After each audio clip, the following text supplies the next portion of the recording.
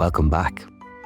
Shane, you were there, you were in Dublin Castle during this whole scene, Ireland being the first country to pass the Marriage Equality Bill. What was the atmosphere like? It was so buzzy. Like, I think when Patrick's talking about dancing in the street, like, it really was. We were all sunburnt because that wasn't really a big planned event. Everyone was just out. Like, I was out, I had a few glasses of Prosecco at the brunch. And there was no toilets. We had to hold on for dear life. And it looks like we're all having a great time. And we were among ourselves. And then after kind of it calmed down, after the whole result was announced, spontaneously everyone sang our On the Veen, which would normally is for the straight people get to enjoy at the sport and all the things. But it was like, you reclaimed it. It was lovely to sing that together, but it really did, you did feel, maybe we're caught up in the emotion of the day, but you did feel, properly, we're singing it as full citizens like everybody else. And you forget that we were quite used to not being equal. This is Ireland Said Yes. It felt like a new Ireland, like a new age, and it just felt like the right time. I got with my girlfriend, who's now 10 years later my fiance, and we hope to get wed because of the marriage referendum. And I'll say that again because I was so gay. Dublin Castle, was there for a little bit, and I actually very beautifully managed to see Donegal Green on the screen while I was still in the castle, which was cool. It was a very emotional day. It was a different time, and I honestly would fear for our absolute gay lives if we were to run a marriage equality referendum in Ireland tomorrow, considering how far back worldwide we have slipped. Yeah, and I remember hanging out on Capel Street, like doing a lot of dancing. I think I did get into an argument with a guard. That's how powerful I felt at the time. I'm very non-confrontational. You wouldn't do that. Not to get deep, but it was like people were kind of unbottling like decades of shame around not just sexuality and gender and the queer community, but like I think Irishness in general. The votes are in and counting has started in Ireland in the country's referendum on gay marriage. It is the first time a popular vote has been used to decide if a constitution should be changed to allow same-sex marriage. May 23rd, 2015. Votes have been cast. The boxes were locked. The campaign had ended, and something else was about to start. A nation was waking. Kettles were boiling. Tea was general all over Ireland. What happens now? Just jogged my memory that we actually went to the Count Centre the day of the... In the RDS? In the RDS. And I remember myself and my beloved going to the Count Centre the next morning, absolutely steaming with a hangover. I had seen Kylie Minogue in the same hall in 1989. It was my first concert, so there was I felt we were coming full circle. I was saying yes all over again. Kylie Minogue comes up so often in this podcast. Delicate members of the LGBTQI+ community across the country had sore heads and busy hands fiddling with their chic and no doubt expensive coffee makers. All eyes were on the Count Centres. Ballot boxes were being opened at 9. Well, I went to the City Hall in Cork really early in the morning, and I brought some friends there who hadn't thought of going. And I stood around at boxes. So I stood around at the working class Cork boxes. And my only question was, had they come out to vote? Because we really, really needed a big turnout from working class areas. And I knew they'd vote in our favour. And a friend of mine was standing by kind of an older, respectable area in Cork, Bishopstown, and she was nearly ashen because they were voting no, of course. No. Yes. No. But I absolutely love a count. But it really is, it does take on a different feeling at a count.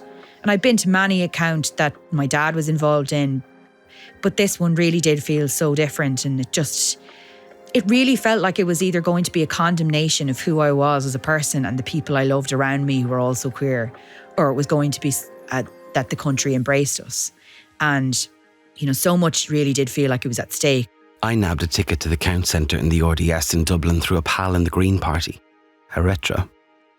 And it felt like the centre of the universe, Faces you'd seen from videos online, folks you recognised from the event the last few months. Some capable lesbians gave us all a quick lesson on how to tally the votes. You watched the actual officials turn over little paper ballots one by one at a rapid pace. In teams of 2, one of you calls the votes as they see them. Yes, yes, no, no, no, yes. The other holds the clipboard and draws little lines in blocks of 5 like the walls of a prison cell. One side of your page for yes, one for no. I kind of wish I had a story of a nail-biting finish, of a miraculous moment of triumph against all odds, some famous image of a mild-mannered returning officer in Tipperary unwittingly becoming the man who broke the news of the one vote that won the day. A little part of me wishes we had a more modern moment of a nation holds its breath. But a couple of minutes in, the mood shifted. There was clapping. Someone was shouting. I looked up. They think it's all over. There were early indications the Yes campaign had done it. The votes kept coming in. But I could see that the working class areas in Cork had turned out, and I knew then we were safe. So I knew we were safe by 9:04. This is Catherine O'Donnell, who told us in episode 1 that she never wanted this referendum in the first place, and that she didn't enjoy this campaign. But that didn't stop her campaigning either. I literally started to jump around the City Hall. I thought, I think we actually have it. Yeah, so I was elated. Yeah, I was surprised. All my kind of critique, which is real and felt, it's not just a rational kind of thing. It's like I feel it in my core. Like I'm dubious about marriage as an aspiration and a goal. Honestly, I think people should only get married in their 60s. But but hey, we had won, and I kept bursting into tears all day. My friend Ben appeared from nowhere and banged my clipboard. It's over. It's done. We have it. We won. The No campaign had conceded quickly, not long after the count started, because the earliest results pointed to a big voter turnout and a powerful call to treat gay couples equally under the law. I think I didn't know what to expect on the day. I remember going out to the count centre in the RDS and it becoming very clear very early on that it was going to be a landslide. And I remember just feeling completely numb. So much had been put into it. Everybody was so drained and emotional.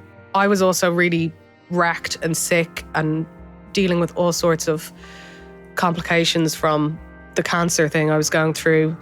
Una Mullally now. I had stage 3 colorectal cancer for all of the campaign. It didn't seem to stop you. No. But that was, something that was very difficult. I was diagnosed on Friday 13th March of 2015. It was kind of like, well, I might die. Well, I need to do everything I can, because if I don't make it through this year, I want to have done as much as possible. I wasn't the only one who was new to a count centre, and even though it was my first time, you could tell that this wasn't an ordinary count. Across the barrier, the woman counting the votes noticed I was chatting, distractedly. She was about to go through a whole new pile. She looked at me. Come on now, are you ready? It felt like a kindness. This wasn't an ordinary day. Hello, good afternoon and welcome to BBC News. In just over an hour's time, the result of the referendum will be announced in Ireland on whether to allow gay and lesbian couples to marry. Our correspondent Chris Buckler's in Dublin for us. Chris. There are extraordinary scenes here, Maxine, at Dublin Castle. You can take a look at the crowd behind me. There are 2,000 people expected here for the results. We are still probably hours from the result, but they are here in huge numbers. And they have all gathered because they believe that this is going to be a yes vote. And certainly from the tallies that we're seeing from right around the country, that will be the case. Already the No campaigners, they have accepted that they will be defeated and that same-sex marriage will be introduced in Ireland in the coming months. It was a busy morning for the Yes Equality leaders too, who had actually been quietly comforted by a final poll just before voting commenced. The Irish Times, I think it was, had done a poll and they weren't planning on publishing this because it was very close to the event itself. But Noel Whelan who knew everyone, got somebody to him on the basis that only he would tell, and he told myself and Brian. So we knew at that stage that the poll was looking really positive. They didn't share the results of this poll in case anyone took their foot off the gas and decided not to bother voting at all. Strategic, even on the last day. It must have been exhausted. Going out thinking we're going to be on the television radio all morning and realising. So by the time we're then walking from RTE, we're going into the Count Centre in Dublin, and it's clear that we've won, and that was just incredible. The reception that we got, the emotion, and Noel Whelan, who had won and lost high court cases and whatever else, and Noel is in floods of tears. He's saying, I'm not used to all this emotion in campaigns. Noel Whelan was a barrister, journalist and political advisor and analyst who had been busy in the background of Yes Equality from the very start. In Glen, we'd done a whole range of sessions around the country with him, called How to Win a Referendum. And Noel would open the session and say, how many of you here think you're going to win a referendum? And most people, he said, well, you're all wrong, right? And it was cold water stuff, was a genius, right? And he could lay out chapter and verse why you weren't winning the referendum. You just weren't winning the referendum. There was no hope of winning the referendum. Sadly, Noel Whelan passed away in 2019. From the moment the votes began to tumble out of the boxes, it was clear the outcome was beyond argument. I remember I woke up in my apartment and I turned on the radio, and Mira McCallaghan literally said the word landslide in Dublin, and I remember being like, so happy. But Owen was one of the first people that I ran to on the Saturday morning, so I left my house in the Liberties and sprinted down to his place in Smithfield. Ruad appeared in my house, and I came down the stairs and he was standing there with a bouquet of flowers. And we were just in such a tizzy. We were trying to have Prosecco. And then we went to Panty Bar and spent the next 2 days out. And Dublin was alive. Alive indeed. DJ Conor Behan was preparing for a busy day downtown in the George. I was scheduled to work in the George that evening. Actually, I don't know if you remember, the Eurovision was on that night as well, which is really weird to think about now. Was the Eurovision on Yes, that night? it was. Because I remember I had to go into work because we were showing Eurovision, and they're like, oh, can you just look after the mics or the Queens while they're watching Eurovision and just pull the fader down for the telly when the ads were on. I remember it's oh, it's not karaoke, we have Eurovision where you kind of sit and watch Eurovision, twiddle a few faders and then DJ after. And I remember thinking, are we even going to show it? Is there any point today? I have absolutely no recollection of the Eurovision being on. A landmark moment of equality and a Eurovision on the same day. I don't know how we did it. Broadcaster Sean Monsanji made a beeline for George's Street as the nerves and anxiety melted away. So I remember being very nervous and then going absolutely nuts with my now husband, Chris. Gone absolutely nuts, talking to people, obviously, about meeting up, going into town and going into the George where the party went off, and everybody. It was kind of one of those situations where you don't know who's going to come in next, if you know what I mean, of friends, of anybody, or people from media, of politicians. There were indeed all sorts in the George that day. Producer of the Vincent Brown show, Orla Murphy, recalls a mad idea that took flight.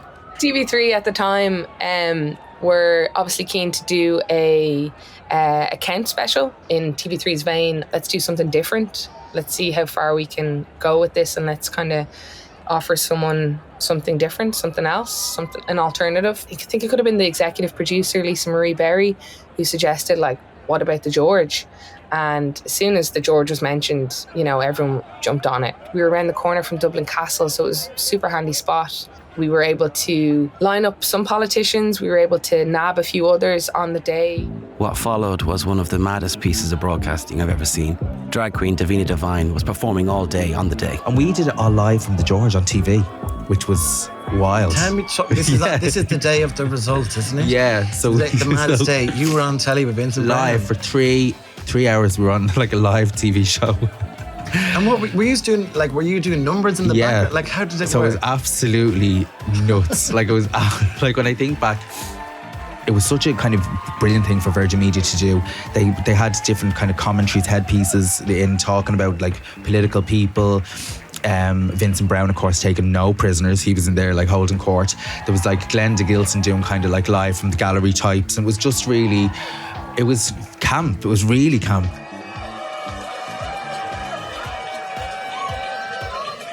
It's fantastic, isn't it? It's just wonderful, isn't it? There's also that producer in you that thinks, what if, it is a no? How do I adapt the TV show? Because there's going to be a nightclub full of gays crying if this doesn't go well. How do we make that into television without infringing on someone's emotions? So there's all these sort of things going through your head. But, on the walk up to the George, it was just magic. It was like, it felt like there was change coming. It just felt like you could feel it in the atmosphere. Yeah, I mean, it was a wild day. So they filmed it. So in between we do numbers, like coming up to the ad break, and then they kept saying because the votes hadn't come in, they kept having to go, we're going to go longer, we need another number. So I remember being upstairs and they were like, go upstairs, you're going to do another number. So I was like getting changed into this jumpsuit, and the producer comes up and is like, no, we don't need you, it's fine. So I took the jumpsuit off, and then she says, no, we need you. So I put the jumpsuit back on, and she goes, no, we're not going to use it. So I took it off, and I said, do you want it fucking on or not? Like, are we doing this or not? DJ Conor Bean was roped in. I ended up kind of mucking in and just being like a stagehand for the Queens. I was not paid to do that. I went in to say hello, and then I was like, oh, it was a bit like that Super Nanny meme. You guys are in a crisis, I'm on my way. Yeah. They weren't in a crisis, but I just felt like, actually, I can be of service here by like running up and down these stairs and helping the Queens out. So I ended up staying there for a while just to watch it all unfold, which actually ended up being ideal because you got the energy of the George on that day.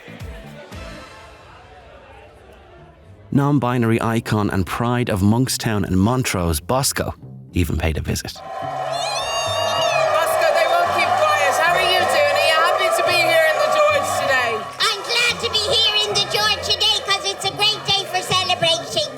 Your first time here? Yeah! And I'll wake up tomorrow morning and say, everybody is equal!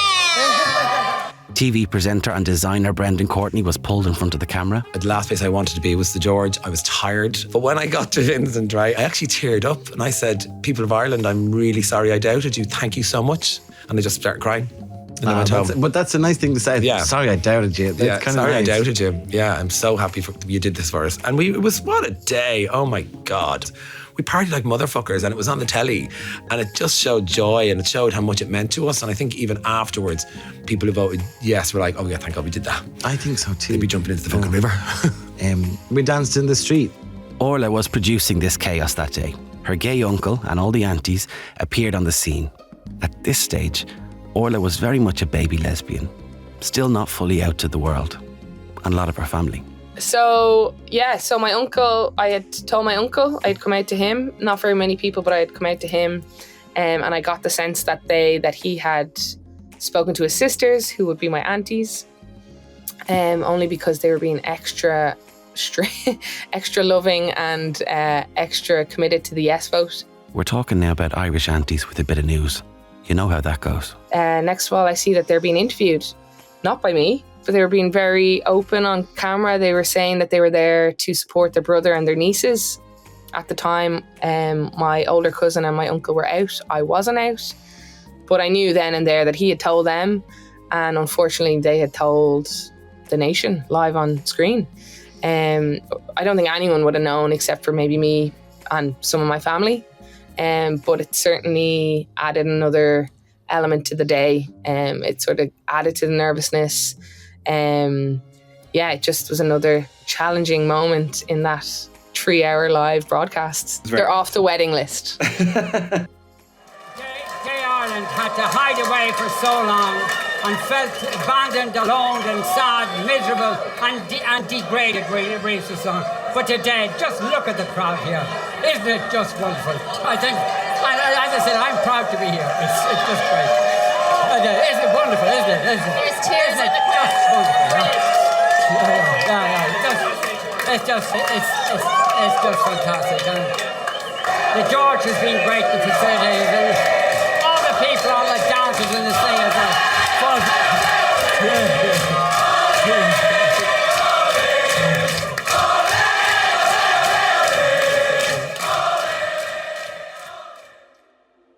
While Orla was being outed to the nation, I was at the other end of Dame Lane in Dublin Castle. It's a turning point for Ireland, the day the nation moved away from its parochial past and towards a more inclusive future. Nala Ayed has the story from Dublin. They could sense victory hours before it was official. a high turnout. The record youth vote were early hints of a yes. At the historic Dublin Castle, the official results trickled in. You imagine, or did you allow yourself to imagine the level of jubilation and celebration on the 23rd of May? No, no. I mean, you couldn't imagine it. I only heard about the Dublin Castle gathering on the day itself, and I paid little attention to it when it came flashing across the WhatsApp groups. I don't think we could have imagined the extent of the public jubilation, and that's why those scenes from Dublin Castle courtyard are just amazing. They really are. Their warmth was strongest for the many and varied figures who'd led the Yes campaign under a banner of equality. Ireland's new heroes and icons, like entertainer Panty Bliss. We have a lot of referenda in this country, but you know, when we pass some referendum to do with the bail laws or something, we don't have a party like this in Dublin Castle, you know, so this is special. Rory O'Neill, Panty, was surprised by it too. I remember getting up and, you know, of course, immediately the news and all that, and it hadn't been officially called, but everyone could see where it was going. And I did not know that there was going to be this big thing in Dublin Castle. And then I remember walking in there and, the atmosphere was incredible. The weather was perfect. Everyone was just, you know, my God, we're changing the world and everything's going to be perfect from now on. And we're no more homophobes ever. You know, whatever. And we really thought we'd done it. It was euphoric like that. It was totally euphoric. And then just whatever, great fun there, whatever. And then I remember walking back from there, back to the bar, and you know, a spontaneous giant street party was breaking out all over the city centre. It was just like a perfect day. Irish and international media swarmed the square. The turnout was the highest it's ever been in recent Irish political history. As each county declared, it soon became clear the Yes campaign had done it. Yes, it seems improbable, but this little Catholic country, they will be the first country to legalise same-sex marriage in this way. It's never happened before. Our phones were out of battery, but my God, were our hearts full. Nobody knew when we were to expect this announcement, but we were patient. There was a stage set up, and occasionally someone would be shoved out front and we'd all cheer. The leaders of the campaign, politicians. I don't recall anyone actually addressing us, except for then Senator David Norris. David Norris was Ireland's first gay activist and fought for decades to overturn homosexuality's criminal status. The message from this small independent republic to the entire world is one of dignity and freedom and tolerance, liberté, fraternité, égalité. These were the scenes seen around the world. Tricolours alongside pride flags, tears of joy. The embraces were endless and the kisses were countless. The votes had been counted, and Yes was the winner. So thanks to everybody inside and outside the Count Centre here in the Castle for your patience. Votes in favour of the proposal, 1,201,607. Vótaí a bhfuin an córa, 7,340 of 3,000. Votes against the proposal, 734,300. More of na vótaí a bhábhar an córa, 467,000, 3,000 agus a seacht. Majority of votes in favour of the proposal, 467,307. For the Taoiseach and Taoiseach, quiet satisfaction. With today's vote, we have disclosed who we are. A generous, compassionate, bold and joyful people. Yes to inclusion, yes to generosity, yes to love, yes to equal marriage. When it was called in Dublin Castle, because we weren't seeing that, we were literally outside the street, outside, having pints. And then I think it was either Brian Dobson or Miriam, I can't remember, just like, and now we're going over like, and everyone ran inside the Panty Bar to watch the big screen. So we all got, you know, see it at the same moment. And it was that moment, and it was just, it was just incredible. It was just, oh, right, there's the tears. But it really was. And I was in this Dublin Castle that day. I was in the square. I was out all day. Do you know what I mean? Did the brunch, the whole lot, right? Whatever. Now, I don't know what I was expecting to be going on in the house, right? We were all living at home at the time. And I put the key in the door, pushed open the door. I tell you, it was like gay pride. Carnival was taking place. Everyone up to high levels of excitement. Everyone's all delighted. My mother came running down the hall, you know what I mean, bounding down, the iron still in hand, you know. And she's like, totally threw me. She goes, I left you money there to get Chinese. I was like, I don't want Chinese. I was like, I want to buy a Chinese for Gay Day. Which was her own branding, like nobody was saying that. It was her own thing. It's totally thrown. I was like, okay, get back to the plan. I was like, can I speak to you for a second? And she said, Rita was on the phone earlier. I was like, okay. She's like, yeah, everyone's jealous they've no gay children. It was a victory for more than just the queers ourselves. It was a shared triumph. And that's what we were selling in a way. This beautiful sense that protection. Because, look, the referendum was by parents voting for their children. The movement middle mostly were parents that were voting for their children, right? Historian Sonia Tiernan now. My father had just had major surgery and got out of hospital the day before the vote was happening. He'd had a kidney removed, so we're talking like he was extremely weak, and he was absolutely intent on going to the polling station. And at the time, I remember thinking, I can't drive him without good conscience down to the polling station because, you know, I'd feel like I was making him go or something. So my mother drove him down. She was absolutely intent about it. And he wanted to make sure, and he kept talking to me about how excited he was, you know, that actually he was part of this, that he was able to vote, because he was just, this was possibly one of the most important things I've seen to him, you know, that I've seen him think about voting on. And you realise how important this vote was, not just to LGBTQ people, but to their families, to their friends, to people who didn't even know any gay people. You know, they just wanted this in because this was so important. There was actually a second referendum that day. The other was a proposed change to the minimum age required for a candidate to run for the President of Ireland. The polling booth was indeed a stressful spot. Gearóid Farley voted with his family, who were excited to have his back. Oh yeah, like they were so on board. Like my sister accidentally spoiled her ballot paper because she was so nervous about voting in the right box and she had to come back another one. Like it was, yeah, I mean like there was so much support there. Polling day coincided with a family wedding for Sheena Cahill. I basically, of course, naturally enough, had to use the opportunity to encourage everyone to vote straight after Mass. So there's a picture of the entire, like, whole wedding party going into Coleraine National School, which is my local school, to vote. And it includes, you know, my grandparents who have both since passed away, who went in and voted for I know that they voted for marriage equality.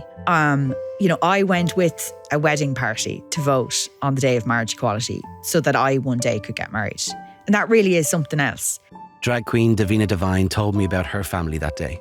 Around the marriage equality time, like this kind of funny story. Like my granddad, who was 93, like he was like, I was very close to him, but I remember saying to him, like, you know, we were kind of, we didn't discuss the vote. We were kind of like hedging. The conversation was had in the house, but it was very indirect, very Irish. Like she wasn't very, you know, like, oh, well, you know, I think I'm going to do this. And, you know, it was all this kind of conversation. So nobody kind of pushing it down, but everyone just expecting everyone's kind of going to do the right thing, obviously. And I remember my mom said to him, she said, so did you vote? And he said, I did. And she said, in what way did you vote? And he's like, I voted no. And I was like, oh my God, my heart sank. I was like, oh my God. And he said, I don't think the president should be under 35. Because it was the same. It was the same. Remember you had to vote on the same day? Yeah. So it was the same referendum. Yeah. And he said, oh, but the other one, yeah, I voted, yeah. Like just real throwaway. But he was like, so he was more concerned about the president of Ireland being like under 35 or something. All but one constituency turned out a yes vote. Roscommon, South Leitrim.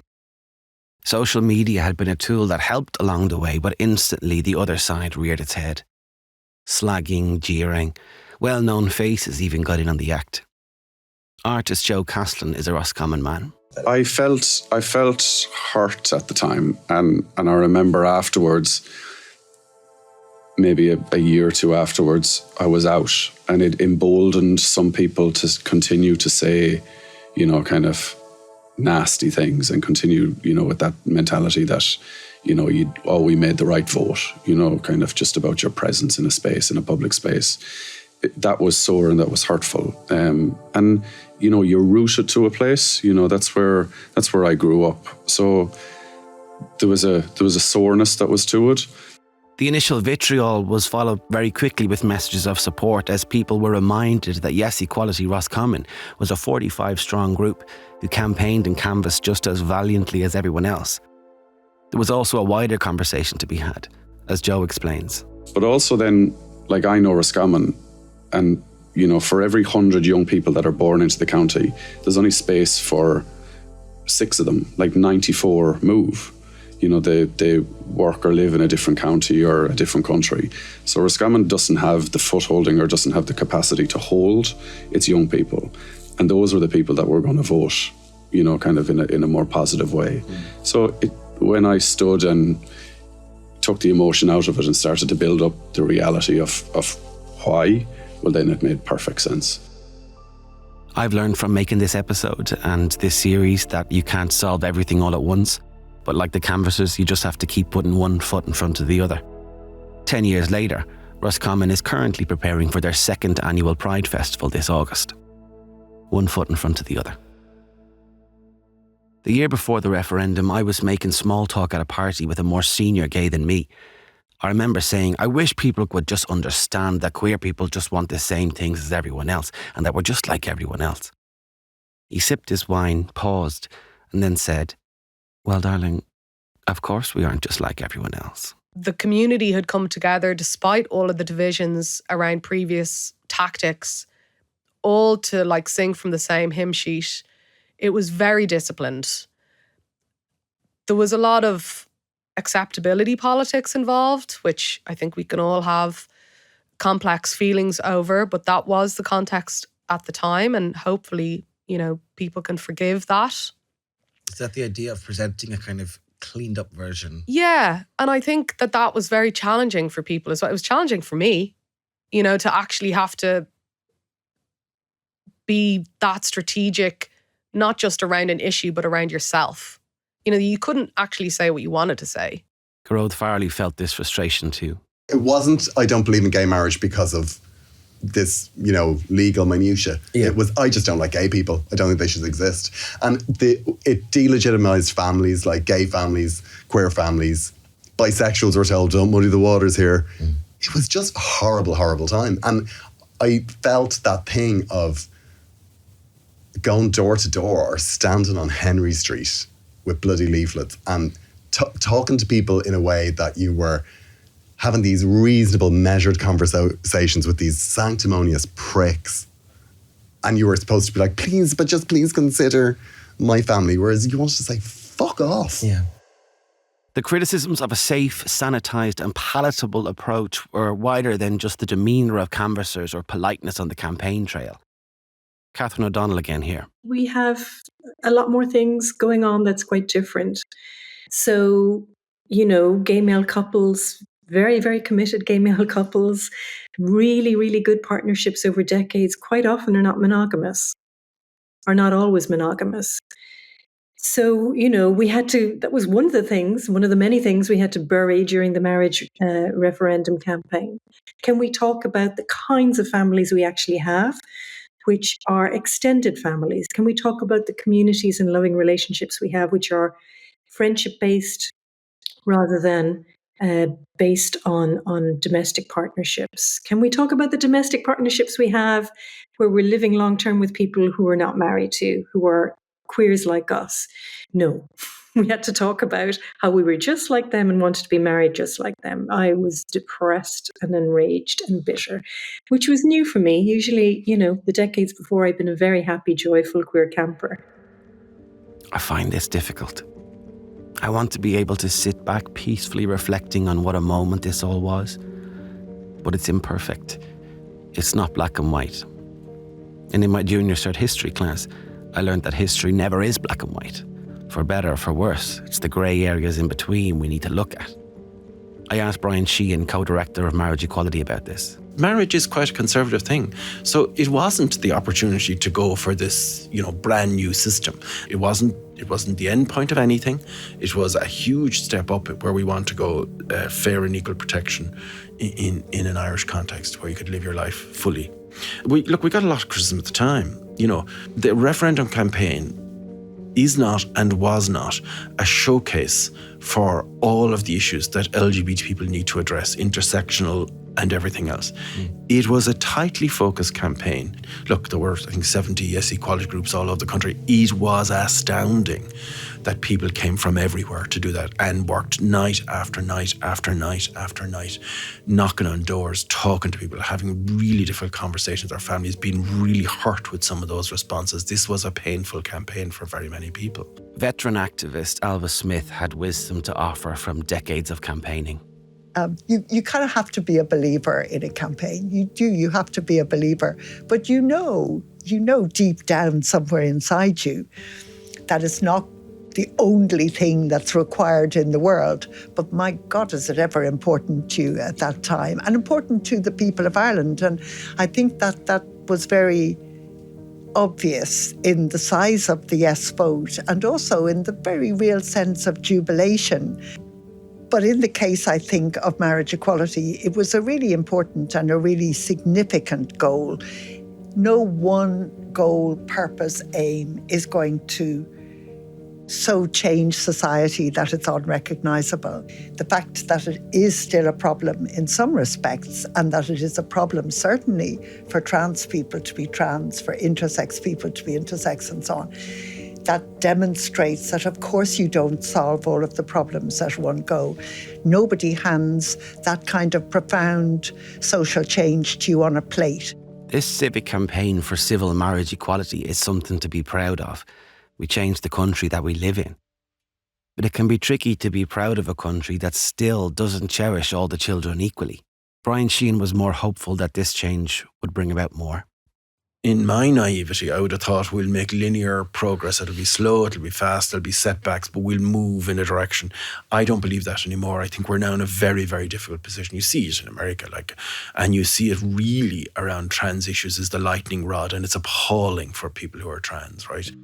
Ruan O'Creadon will be Grand Marshal at Dublin Pride Parade this year in a few weeks' time, and he told me about some of the realities for trans people like him in Ireland today, particularly as there appears to be a rising opposition against the queer community at large. I suppose angle that the far right is taking or angle that the anti-LGBT movement is taking is against trans folks. So we see it in respectable mainstream media, this idea that trans and non-binary people are a risk to women in particular, even though trans women face risks as well and trans women face danger, that's always overlooked in these conversations. And it's all coming from this place of fear-mongering that doesn't in any way look at the reality of trans people and who we are, and doesn't look at the reality of what we're facing and what we're going through. So it's created an enemy out of the trans community, even though we probably have more to fear from the world around us than the world has to fear from us. So we're reckoning with hate crime, we're reckoning with hate speech. Last year, the national study on the mental health and well-being of the LGBTQI+ communities in Ireland showed that 1 in 4 of our community has been physically attacked, 72% verbally. 45% of queer people still don't feel safe holding their partner's hand in public. It's the one thing that trans people are really asking for to be listened on, or asking for people to listen to us about, is that trans healthcare in Ireland is just in crisis. We've got the worst trans healthcare in the EU. We don't have any trans healthcare for young people under the age of 18. We have waiting lists of anywhere between 3 to 10 years, depending on the calculations. 10, up to 10 years, based on the rate at which people are being admitted into the service and the numbers of people currently on the waiting list. If you enter the waiting list now, you could be waiting 10 years. I'm on the waiting list over 4 years. I'm not expected to be seen anytime soon. I was reading the figures recently. In the first 9 years since this change in the Constitution, there have been 5,956 same-sex marriages in Ireland. Sounds good, but that accounts for 3% of marriages in Ireland during that time. 3%? Feels like all that sacrifice and strife for just such a tiny impact. Here's theatre maker Philip McMahon. And then there was something about lockdown, about COVID, that brought myself and my beloved closer together. And I kind of thought, well, why don't I want this for myself? Why don't I want it for him? And then I did. After a couple of espresso martinis, I did want it.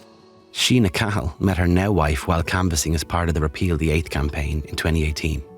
We campaigned up in very difficult conditions in North Longford, and she was by my side, and we just got to know each other. I mean, what a bizarre, like, fighting for the rights of women and access to reproductive health care is absolutely the natural start to a lesbian romance. So we got gay married on September 23rd down in Clonakilty. So we're both from Longford, so naturally we got married in West Cork.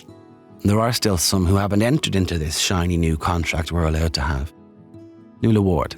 And no, I'm not married myself. Just because you can doesn't mean you should. That's what it's all about, being able to decide. And yeah, I've been to a few weddings, and that's been incredible. Because you're just sitting back and you're looking, and it's like, and 10 years on, the sky hasn't fallen in. All these things that were supposed to happen hasn't happened. It's wonderful. Memorable moments from the campaign trail influenced some of the ceremonies too, like for Sonia Tiernan and her wife. I was living abroad at the time. I was living in England. And there was one particular stage that I was prepared. I was packing up to go home myself. And one of the streams came up of somebody who had filmed the ferry from Holyhead. And there was hundreds and hundreds of Irish people getting onto the ferry. And they broke into a tune of "And She Moves Through the Fair. It will not be long, love, to my wedding day." And I was sitting in my office crying, watching it, because it was just so moving.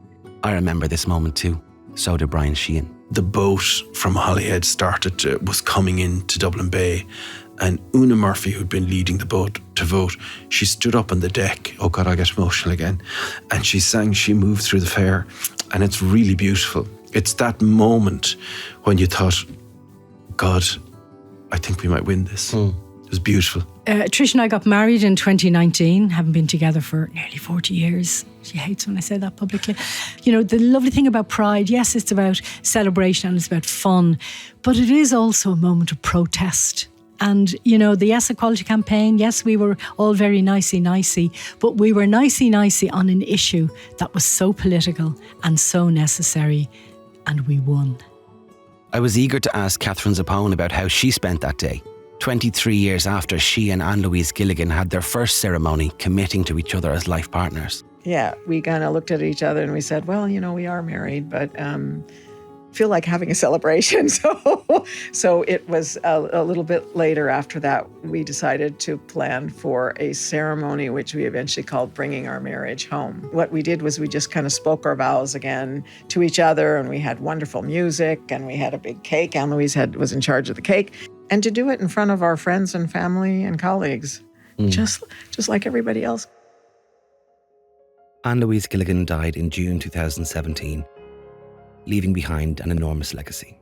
Does it feel like 10 years since that referendum? But your involvement is so much longer than 10 years. Yeah, it's almost 15. Yeah. So when you reflect on that, it feels like it's suddenly a decade. Does it feel like that for you? Yeah.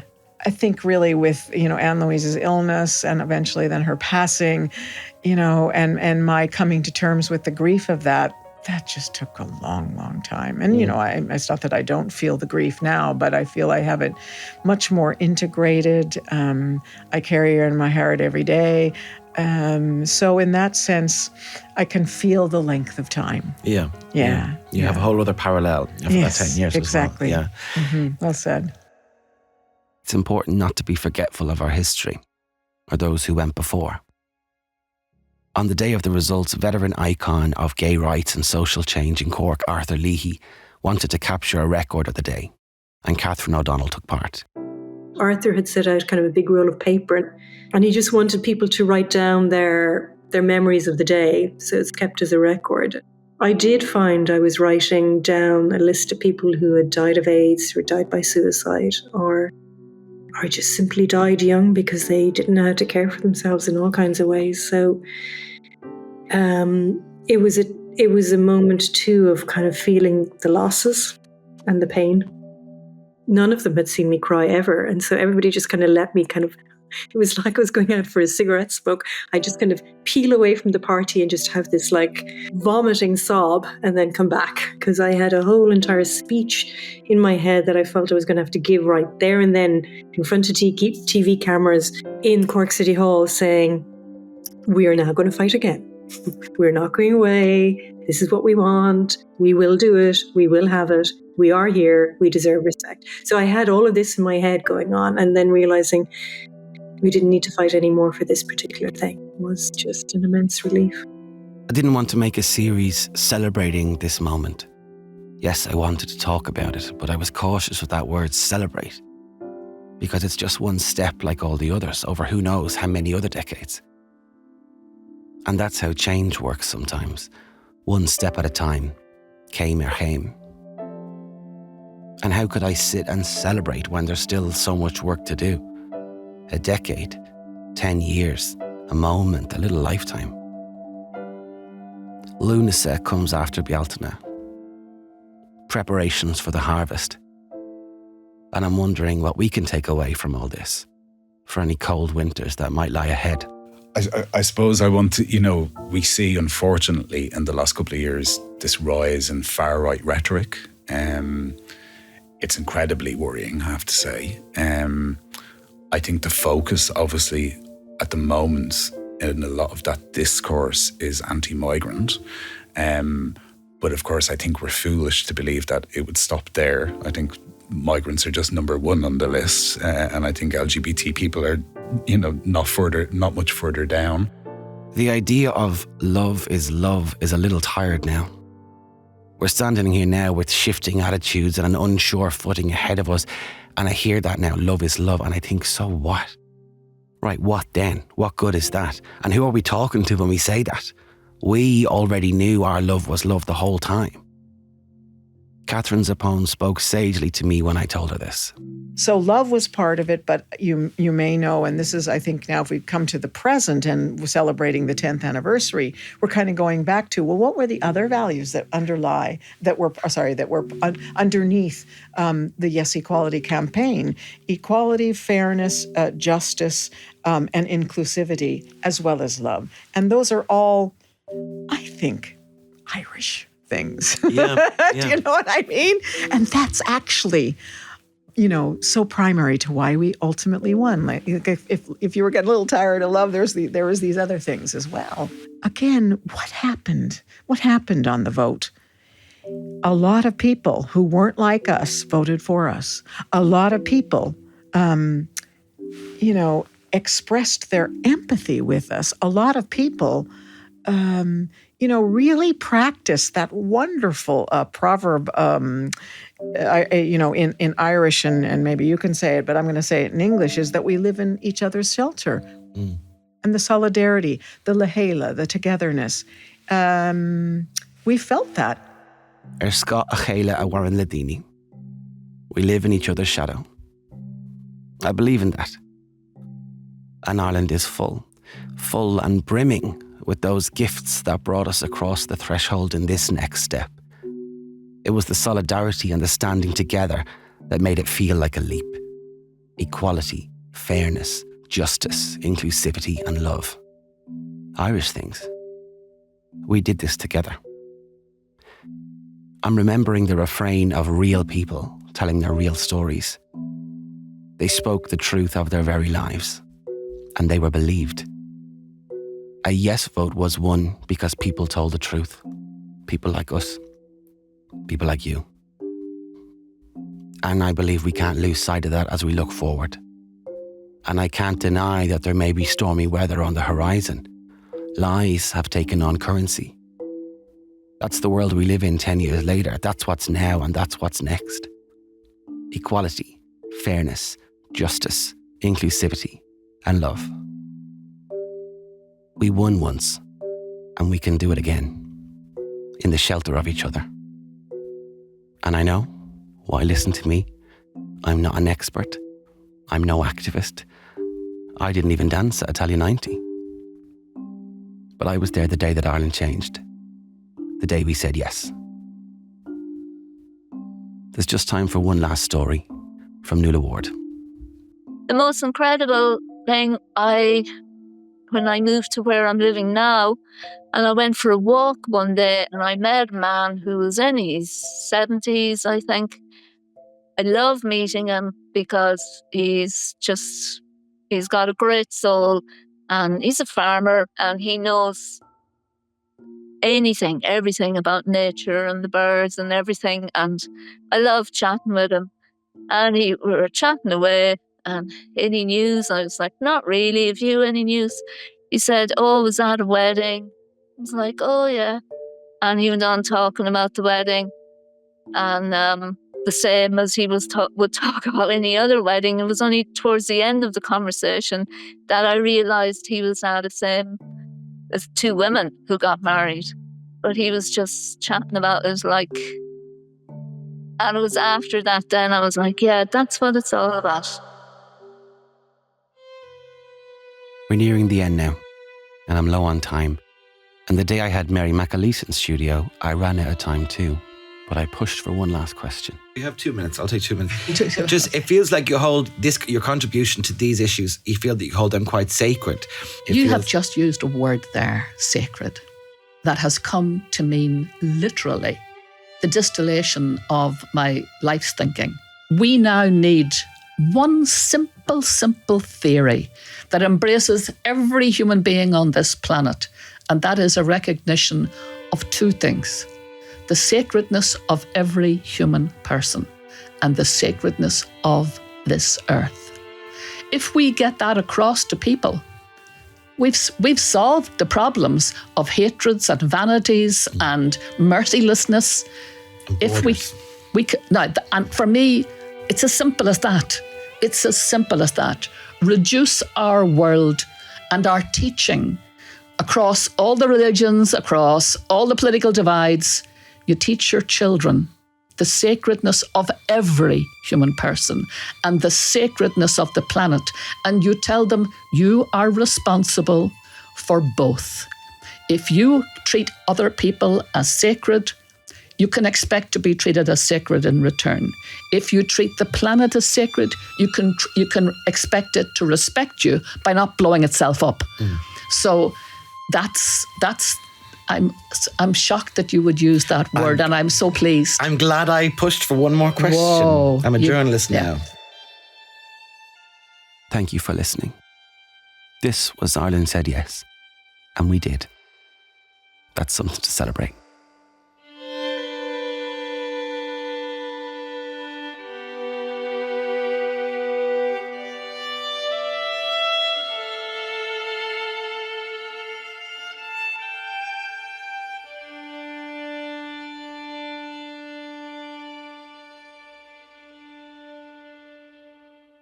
This is the end of the main series. However, over the coming weeks, we will be uploading extended versions from some of the chats I had throughout this process.